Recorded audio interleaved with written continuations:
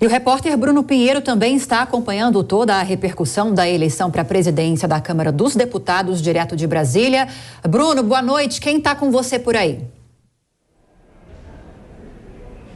Danilo Forte, deputado federal, está com a gente. Lívia e Daniel, vocês uma ótima noite aqui nos acompanha nessa intensa cobertura da Jovem Pan, aqui na Casa Revisora, um dia muito importante, deputado, encerrando agora as duas eleições aqui no Senado, lá na Câmara, de onde o senhor estava e veio até aqui. Muito obrigado por conversar com a gente. Uma disputa acirrada, ouvimos o discurso do senador eleito, reeleito na verdade, a mesa diretora, as duas casas se reelegeram, não vai ter nenhuma alteração no Congresso à frente da mesa diretora, mas existe esse bloco que é importante também ter um respeito, porque viu que tem uma força muito grande aqui no Senado. Se falando lá da Câmara dos Deputados, onde o senhor atua e vai agora atuar por mais uma legislatura, o que esperar com as pautas do Congresso, porque o ano iniciou exatamente agora, acabaram as férias, chega de olhar no retrovisor, o que esperar das pautas justamente de Arthur Lira, que foi eleito com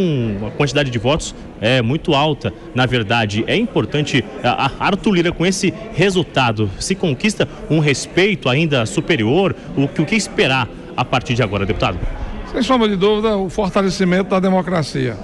As duas casas numa normalidade democrática, com debate aberto, sem agressões pessoais, elegeram as suas mesas diretoras, né, mantiveram os seus presidentes, mas numa formatação diferente.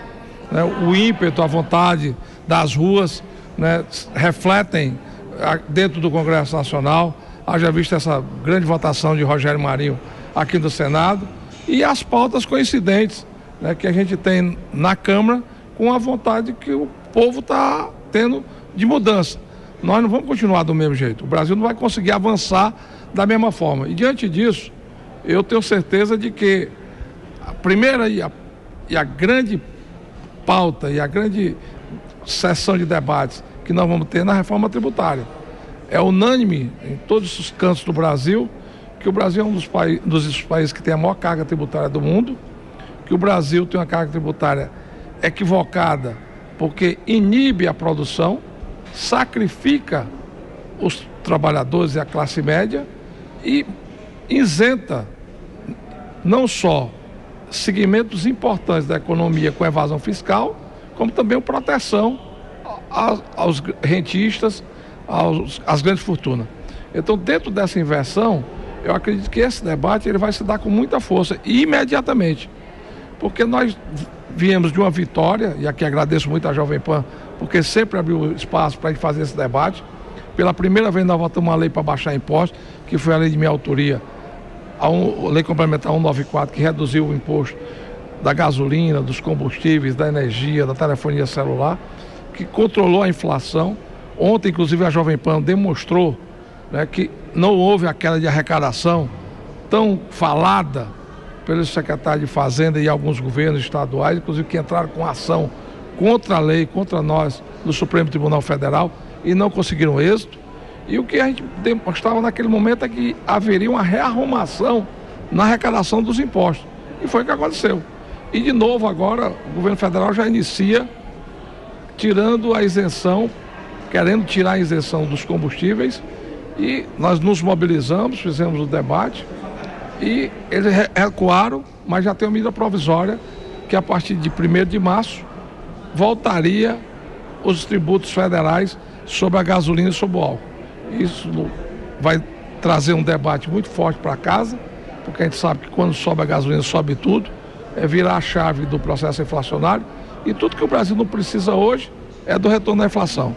O Banco Central, inclusive, anunciou hoje que está muito preocupado, né? Nós já estamos com uma das maiores taxas de juros real do mundo, e isso inibe o investimento, e inibindo o investimento, inibe também a geração de emprego e distribuição de renda, porque diminuir imposto, a melhor forma de se distribuir renda é a diminuição de imposto, porque sobra um dinheiro no bolso de todo mundo, e foi isso que fez com que o consumo no segundo semestre do ano passado também aumentasse. Então, eu acho que as pautas estão colocadas e o Congresso agora está livre para fazer o debate e votar.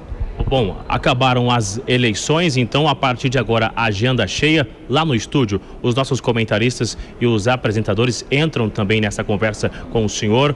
O nosso entrevistado está ouvindo o estúdio. Lívia e Daniel.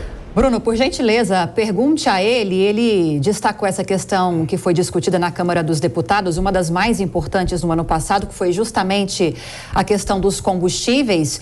E durante o discurso, Arthur Lira destacou as principais pautas que foram discutidas ao longo do ano. O deputado está nos ouvindo. Deputado, boa noite. Eu gostaria de saber quais são as expectativas.